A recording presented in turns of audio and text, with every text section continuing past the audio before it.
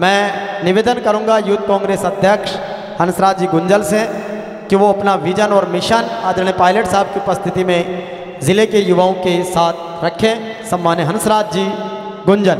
Sachin Pilot, Sachin pilot.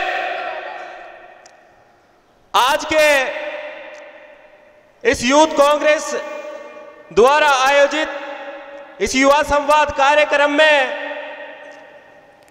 मुख्य अतिथि के रूप में पधारे राजस्थान के ही नहीं अपितु हिंदुस्तान के कोहिनूर नेता, भारत की राजनीति में त्याग, तपस्या, धैर्य, संयम की पर्याय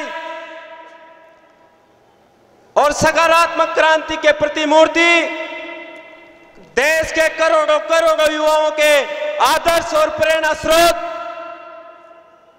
आदरणीय श्री सचिन पायलट साहब मंच पर विराजमान,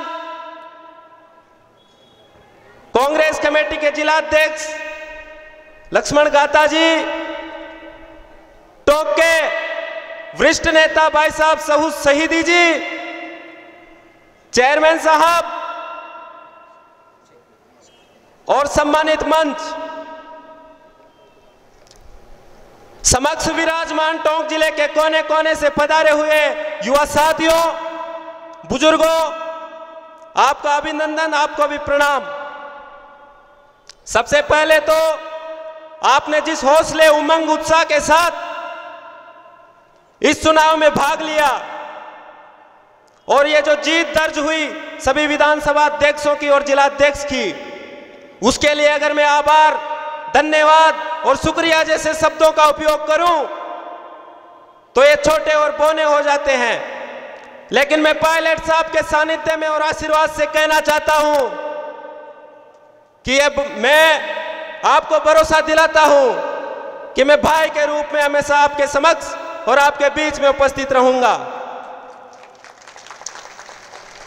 यह मेरा सौभाग्य है साथियों कि पायलट साहब के आशीर्वाद से इतनी कम उम्र में जिला परिषद सदस्य और उनके सानिध्य में यूथ कांग्रेस का चुनाव जीतकर मैं आपकी सेवा में हूं। पायलट साहब मेरे प्रेरणा स्रोत, आदर्श है, लेकिन यह बात सही नहीं है कि वो मेरे जैसे कुछ युवाओं के आदर्श और प्रेरणा स्रोत है, क्योंकि मैंने कंपटीशन की तैयारी कर रहे मेरे दोस्तों के कमरों में टेबल पर पायलट साहब की तस्वीर देखी है। खेल के मैदान में झंडे गाड़ने वाले खिलाड़ियों के कमरों में पायलट साहब की तस्वीर टकी हुई देखी है। और कोई युवा कोई भी काम करना चाहता है, बिजनेस में आगे बढ़ना चाहता है, उसके दिलों में भी पायलट साहब धड़कन बनकर धड़कते हैं। ऐसे हैं हमारे पायलट साहब जो देश के करोड़ों करोड़ों युवाओं के आदर्श है। और वो इसलिए है क्योंकि ये नफरत की राजनीति नहीं करते, ये भेदभाव की राजनीति नहीं करते, ये मोहब्बत की राजनीति करते हैं, प्यार प्रेम की राजनीति करते हैं, सौहार्द की राजनीति करते हैं। और इसलिए ये हजारों हजारों करोड़ों युवाओं के दिलों में राज करते हैं। आज देश जिन परिस्थितियों से गुजर रहा है, बेरोजगारी, गरीबी, आए दिन पेपर लीक,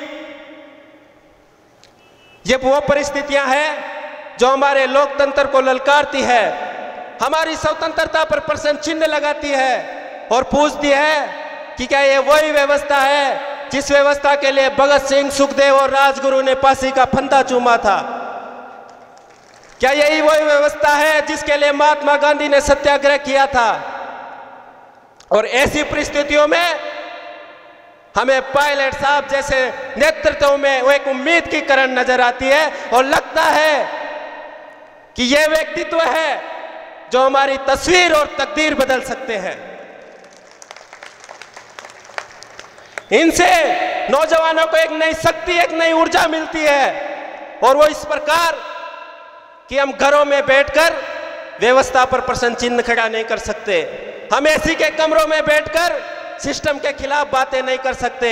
अगर हम में सचमुच देशभक्ति का जज्बा है, समाज सेवा का जज्बा है, तो हमें बाहर निकलकर पायलट साहब के साथ कदम से कदम मिलाकर चलना होगा और इस व्यवस्था को एक बदलाव के वाहक बनना होगा।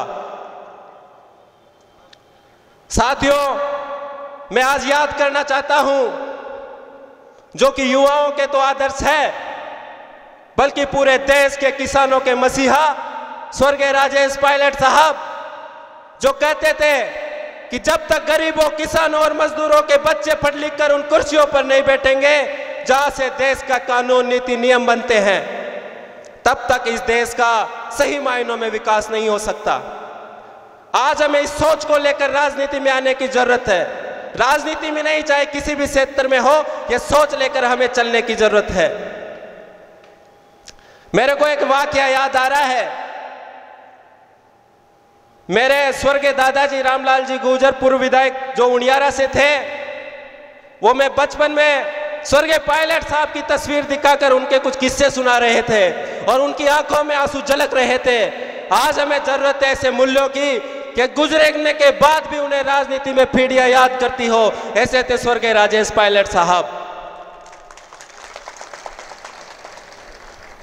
इसी के साथ एक बार पुणे में यहां पर पधारे हुए तमाम युवाओं को, बुजुर्गों को बारंबार प्रणाम करता हूं, अभिनंदन करता हूं और धन्यवाद प्रेषित करता हूं और युवाओं से आह्वान करता हूं पायलट साहब के लिए कि हो गई है पीर पर्वत सी पिघलनी चाहिए, इस हिमालय से कोई गंगा निकलनी चाहिए। आज ये दीवार पर्दों की तरह हिलने लगी, शर्त लेकिन थी कि ये बुनियाद हिलनी चाहिए। हर नगर, हर गली, हर सड़क, हर गांव में हाथ लहराते हुए हर लाश चलनी चाहिए और सिर्फ हंगामा खड़ा करना मेरा मकसद नहीं।